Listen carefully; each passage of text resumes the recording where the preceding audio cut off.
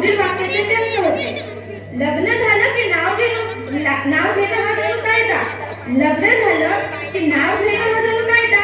तुमची होते म्हणून त्यात आमचा काय फायदा. नवरी मुलीने लावली सोन्याची टिकली, नवरी मुलीने लावली सोन्याची टिकली, मी तर आहे कुरकुरीत चकली. विवाहित महिला आपल्या पतीबद्दल विचार व्यक्त करताना म्हणते, सप्तपतीच्या या वाटेवर मी नेहमी तुला साथ देईन. सप्तपतीच्या या वाटेवर मी नेहमी तुला साथ देईन. तुझ्यासाठी एक शर्ट घेताना माझ्यासाठी 2 साड्या आणि 4 ड्रेस घेईन. ना एक ना टेक्स, ना एक ना टेक्स, जो आई बाबांना आवडेल तोच बेस्ट. ज्या मुलींची उंची कमी आहे त्यांची उंची वाढवण्याची पुढील उपाय. अटक मटक चवली चटक, अटक मटक चवली चटक, उंची नाही वाढत तर कॉलेजच्या गेटला जाऊन लटक. प्रेमिकाच्या शरीरावर वाढणारे प्रियकरांचे पुढील प्रमाणे व्यक्त केले आहे. चंद्र वाढतं कले कलेने, चंद्र वाढतं कले कलेने, इतर वाढते किलो किलोने. काश्मीरहून आणलंय रेशमी सुंदर रुमाल, काश्मीरहून आणलंय रेशमी सुंदर रुमाल, बरोबर हे असले की हवंय कशाला हमाल.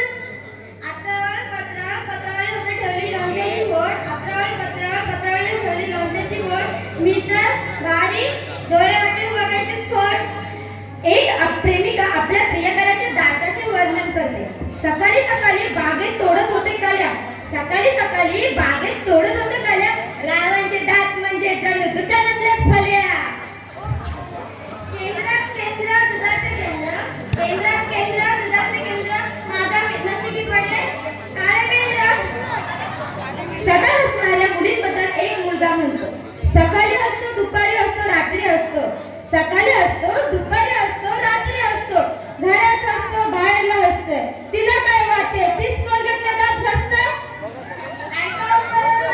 कॉलेजला येताना सूट उठतात, कॉलेजला येताना सूट उठतात, पण घरी जाऊन झोपतो कोणपटात. लठ्ठ व्यक्ती बेंचवर बसल्यावर बेंचची काय अवस्था होते हे पुढील कवितेतून वक्ते होतं. रूप तेरा मस्ताना है रूप तेरा मस्ताना, बेंच तुटले बसताना. पतीने आपल्या गारवड्या पतीसाठी बद्दल व्यक्त केलेले पुढील मत.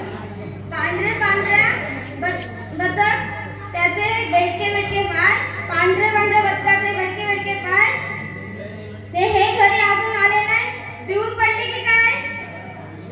तू हसते छान तू दिसते छान, तू हसते छान